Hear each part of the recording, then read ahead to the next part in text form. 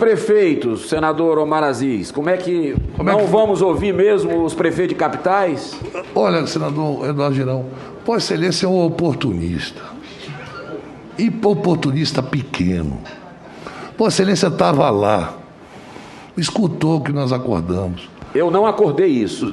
Vamos colocar em Eu não fiz esse acordo. Vossa Excelência, desde o primeiro momento, toda a sociedade brasileira que tem inteligência sabe que Vossa Excelência está aqui com um único objetivo: é que a gente não investigue porque a gente não comprou vacina.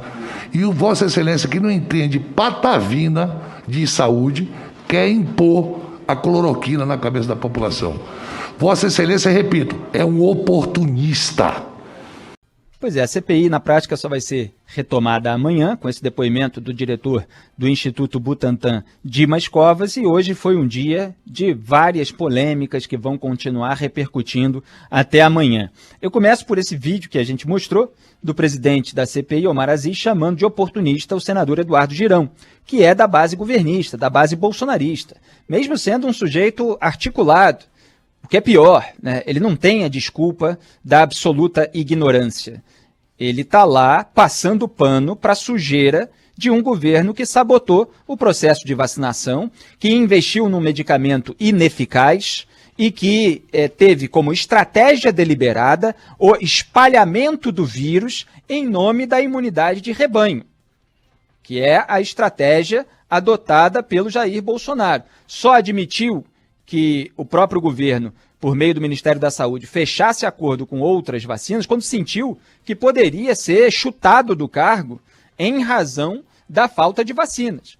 E isso foi feito de uma maneira muito atrasada, o que gerou essa consequência negativa de centenas de milhares de mortos no Brasil sem que o processo de vacinação esteja andando de forma acelerada, ao contrário do que fizeram outros países, como os Estados Unidos, como Israel, como o Reino Unido e tantos outros aí do mundo civilizado que estão com a pandemia muito mais controlada do que aqui no Brasil. Quem acompanha esse programa, Salve Salve Band News, já me viu falar aqui várias vezes do vexame protagonizado pelo senador Eduardo Girão. Então foi uma chamada do presidente Omar Aziz bem-vinda. Ele participou da reunião de bastidor lá entre os senadores a respeito das decisões que eles estavam tomando. O senador Randolfo Rodrigues, da Rede, que é vice-presidente da comissão, inclusive escreveu no Twitter de manhã: hoje não teremos depoentes, vamos analisar requerimentos. Então eles fizeram várias reuniões e mesmo tendo participado e assistido e testemunhado aquelas decisões que foram tomadas, ele resolveu provocar no meio da comissão, perguntando sobre a audiência com prefeitos.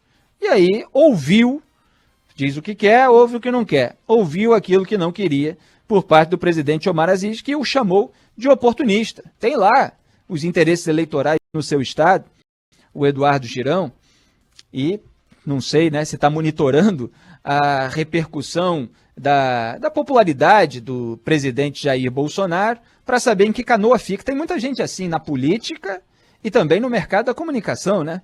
É o sujeito que monitora qual é o índice de popularidade de um político ou de alguma questão específica, algum tema sensível, para opinar de acordo com aquilo que gera maior número de curtidas, com aquilo que gera maior popularidade, com aquilo que faz com que haja maior engajamento, etc. Está cheio de gente assim, são pessoas que não agem por princípio, não agem de acordo com valores morais, elas não aplicam a mesma regra e a mesma régua também para casos diferentes, independentemente dos personagens envolvidos. Não, elas analisam de acordo com a situação o que é mais oportuno naquele momento. Esse é o retrato do oportunista.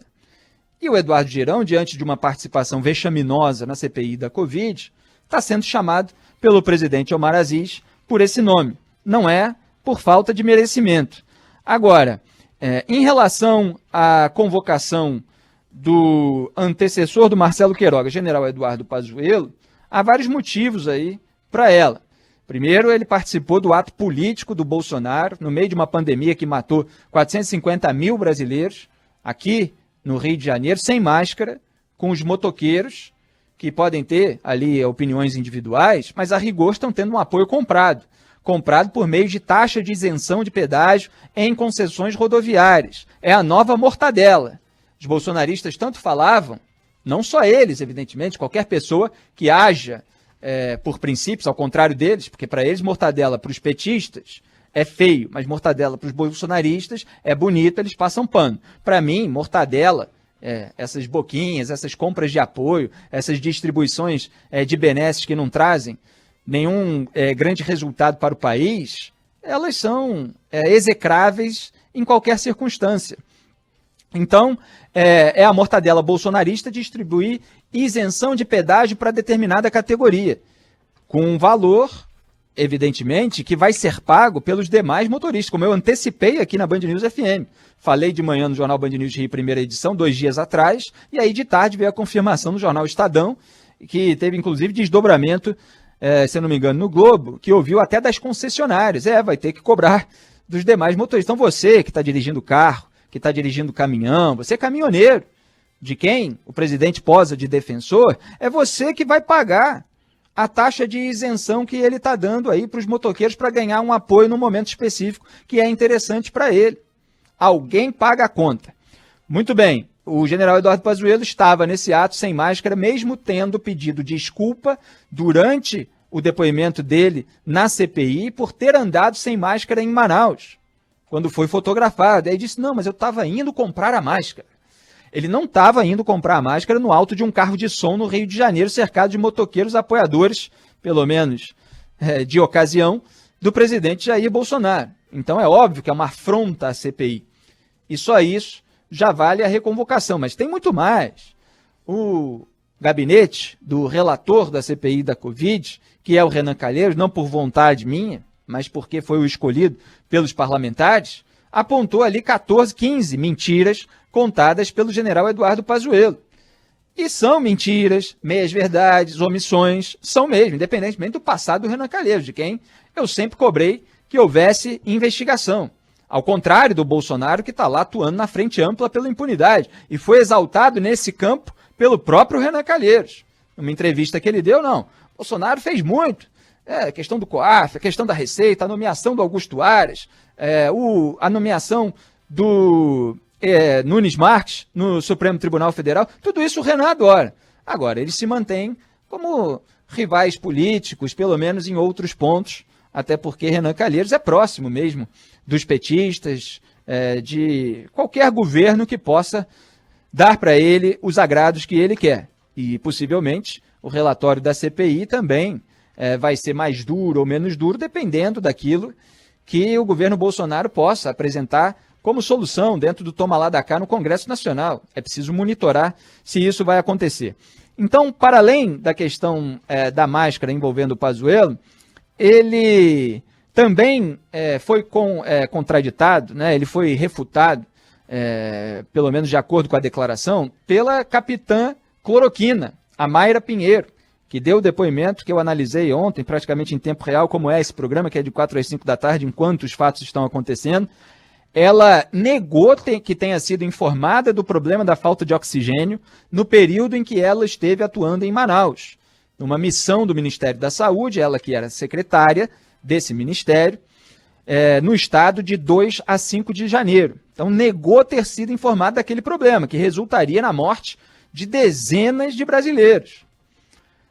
Ela respondeu assim, abro aspas, não houve uma percepção que faltaria. De provas é que nós tivemos uma comunicação por parte da Secretaria Estadual que transferiu para o ministro um e-mail da White Martins dando conta que haveria um problema de abastecimento.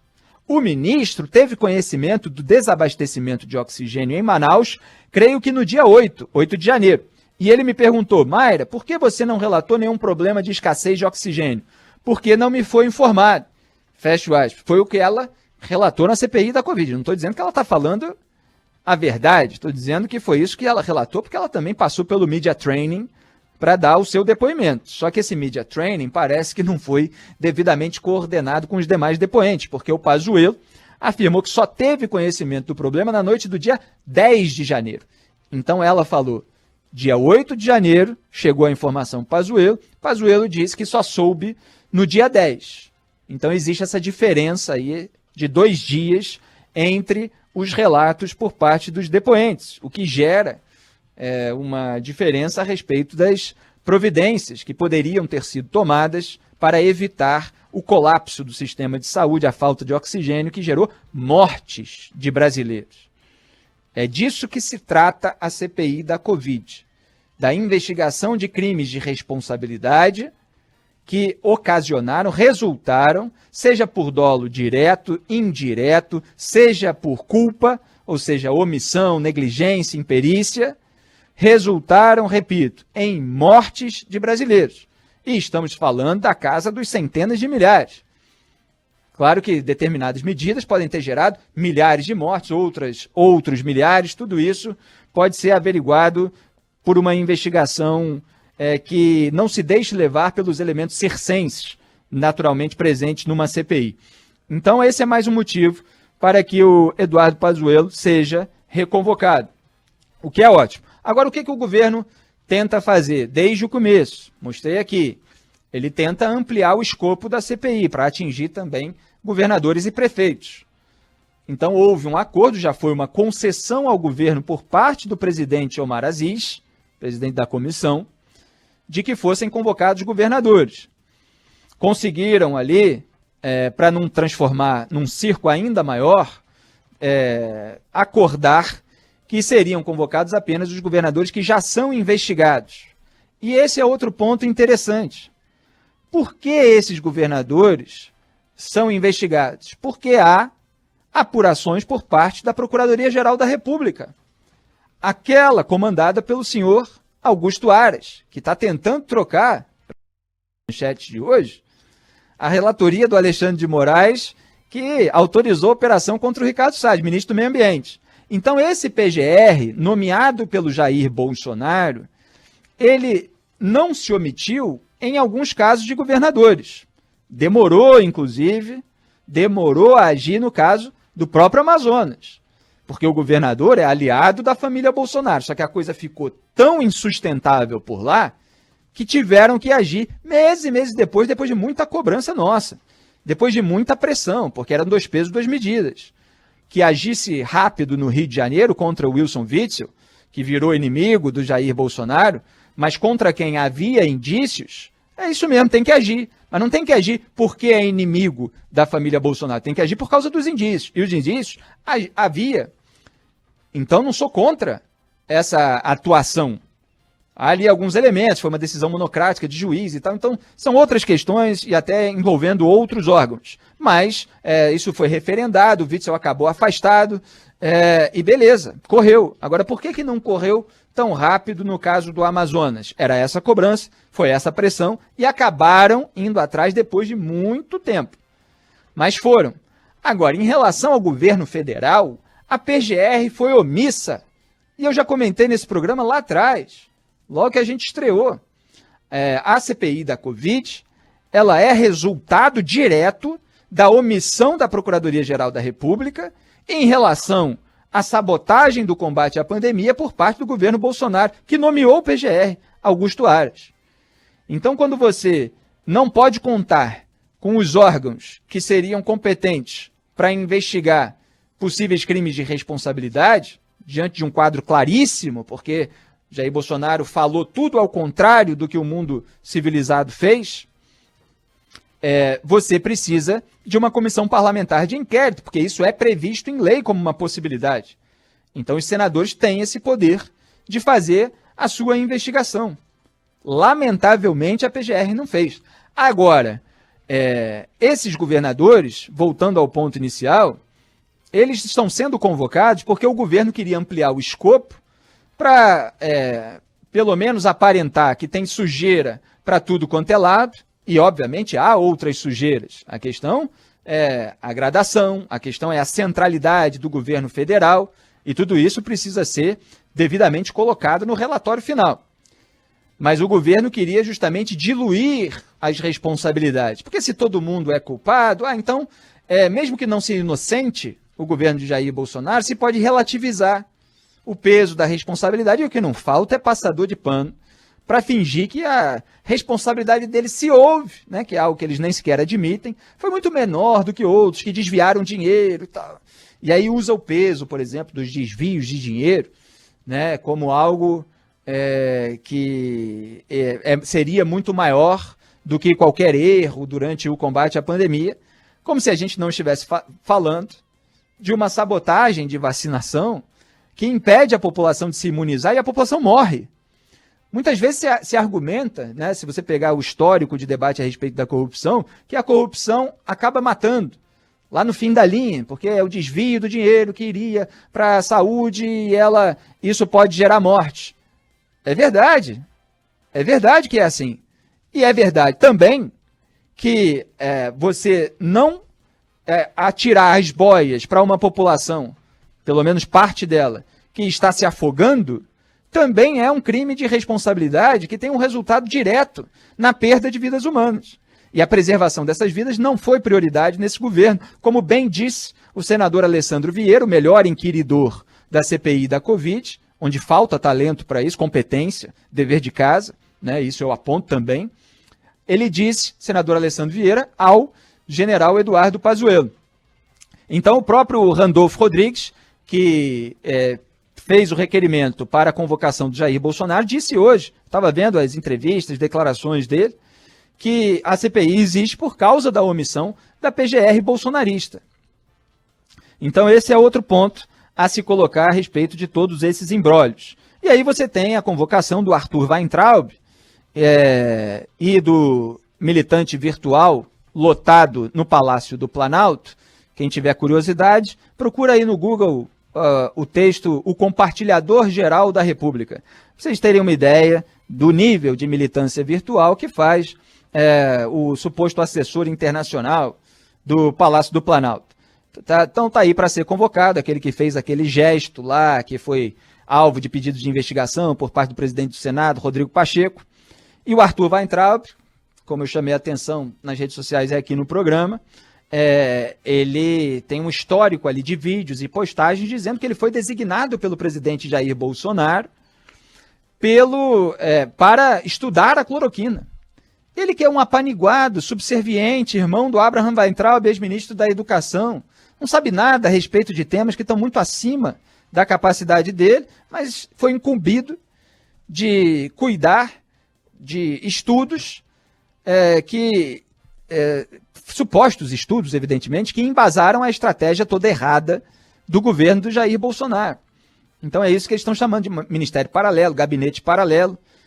Ora, uma coisa é um presidente ter alguém de confiança com quem ele fala a respeito de decisões a tomar, que não necessariamente tem um cargo. Outra coisa é ele incumbir de cuidar e de comandar a saúde pública do Brasil no momento de crise sanitária mais grave dos últimos tempos, mundial. Ele incumbir pessoas absolutamente incompetentes para isso e tomar decisões a partir dos elementos que elas trazem para agradar esse líder que elas apoiam de uma maneira deliberada e restrita. Afinal, não são pessoas de grande talento. Elas precisam da boquinha, né? O bolsonarismo ele faz isso, ele traz as pessoas lá de baixo, porque são aquelas mais dispostas, subservientes.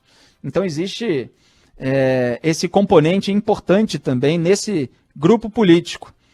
Em relação ao Wilson Witzel, também chamado, ele pode fazer um carnaval lá, né? Porque ele diz que é vítima de golpe e tal, e ele vai certamente botar a PGR na roda, PGR bolsonarista.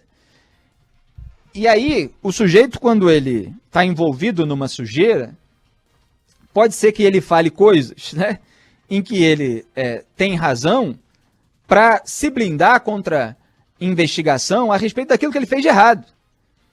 E essas nuances é que eu mostro aqui nesse programa. Se você for assistir programa bolsonarista, ele vai só rotular, xingar e tal, e dá muito menos trabalho, né? Por isso que gente rasteira vira claque de governos como o do Jair Bolsonaro, de governos como o do PT, porque é fácil, você pega a narrativa oficial e fica repetindo.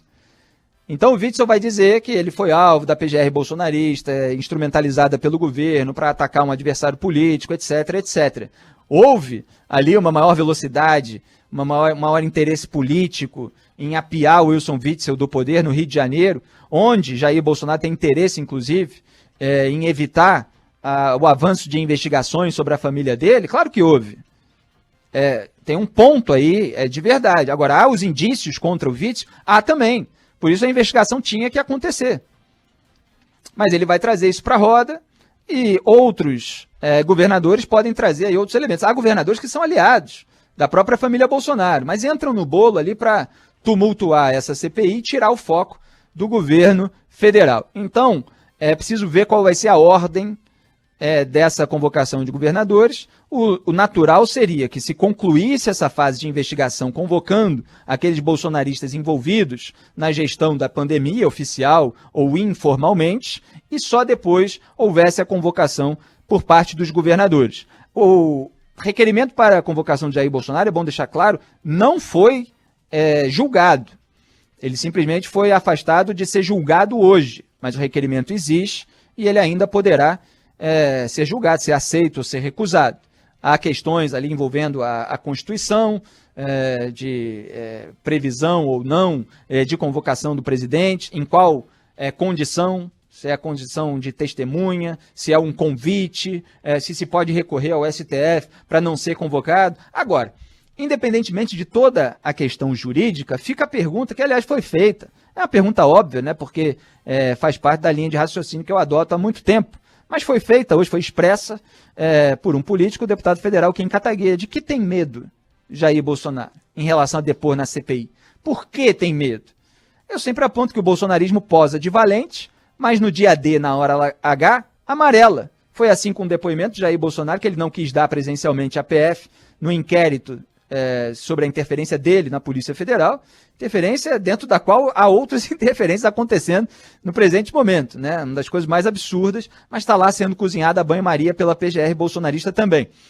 Ele foge de várias outras questões, né, que a gente tem apontado aqui ao longo dos últimos meses. O próprio Eduardo Pazuello e a capitã Cloroquina foram lá bater na porta do STF para garantir o direito de ficarem em silêncio, pelo menos sobre algumas questões fundamentais, nos seus depoimentos na CPI.